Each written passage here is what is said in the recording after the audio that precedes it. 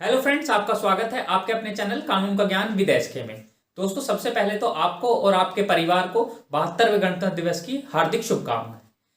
आज मैं इस वीडियो में आपसे बात करूंगा डिफेमेशन यानी कि मानहानि के कानून की, और मैं बताऊंगा आपको कि कितने प्रकार के मानहानि के केस डाले जा सकते हैं। तो चलिए वीडियो स्टार्ट करते हैं, नजर डालते हैं आज के कंटेंट पे। What is defamation?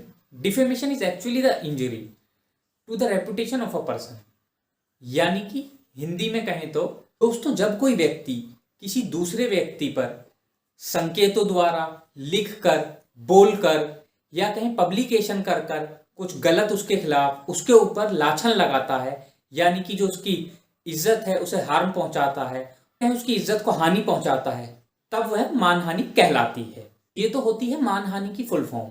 को एक एग्जांपल देता हूं।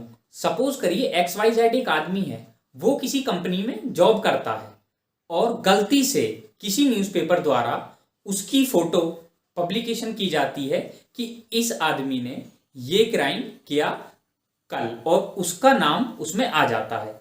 तो वो पूरी तरह से, अगर वो आदमी वहां पर मौजूद नहीं था, तो पूरी तरह से वो डिफेमेशन का सूट फाइल कर सकता है उस न्यूज़पेपर के ऊपर।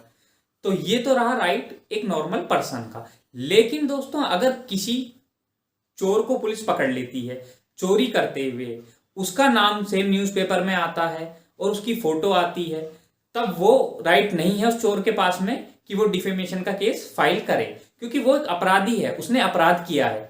तो इसलिए तो सिर्फ डिफेमेशन का जो सूट फाइल करने का राइट है वो सिर्फ उसी को है जिसकी मानहानि को ठेस पहुंची हो। ऐसा नहीं कि कोई भी चोर या कोई भी क्रिमिनल जिसे पुलिस पकड़ती है, उनके फोटो आते हैं, वो डिफेमेशन का केस फाइल कर सकते हैं। दोस्तों, डिफेमेशन यानी कि मानहानि दो टाइप की हो सकती है, ओरली और रिटन, यानी कि मौखिक और लिखित। लिखित डिफेमेशन में स्टेटमेंट लिखा होना चाहिए उसके खिलाफ जिसकी डिफेमेशन हुई है। Statement refer to that person, यानी कि जो प्लेंटिफ है उसी के खिलाफ होना चाहिए। ये नहीं है कि उसने किसी के भी खिलाफ लिखा है तो कोई भी आकर डिफेमेशन फाइल कर देगा। तो रिटन में तो दो चीजें ये होती हैं।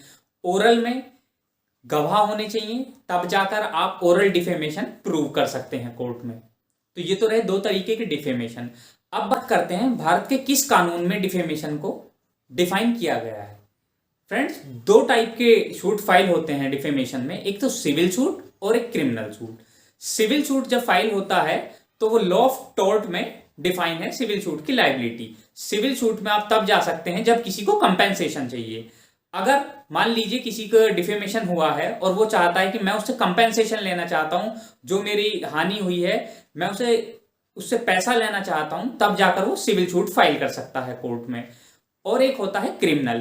क्रिमिनल में धारा 499 और 500 आईपीसी में क्रिमिनल डिफेमेशन डिफाइन है, जिसमें कि 2 साल तक की सजा हो सकती है जिसने आपका डिफेमेशन किया है, चाहे वो मौखिक हो या लिखित हो, लेकिन आपको कोर्ट में प्रूव करना पड़ेगा।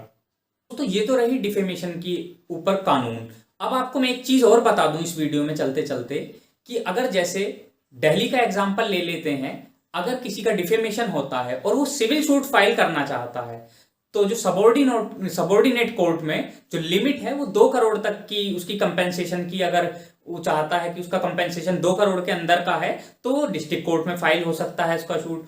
और अगर 2 करोड़ से ज्यादा का है तब उसे हाई कोर्ट के दरवाजे खटखटाने पड़ेंगे, हाई कोर्ट में उसका सूट फाइल होगा।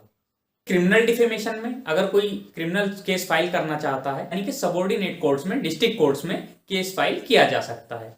तो फ्रेंड्स, ये थी आज की वीडियो। अगर वीडियो आप लोगों को अच्छी लगी हो तो वीडियो को लाइक कर दें, चैनल को सब्सक्राइब कर दें और बेल आइकन जरूर प्रेस कर दें, जिससे कि मेरी हर वीडियो का आपको नोटिफिकेशन मिलती रहे। Thank you.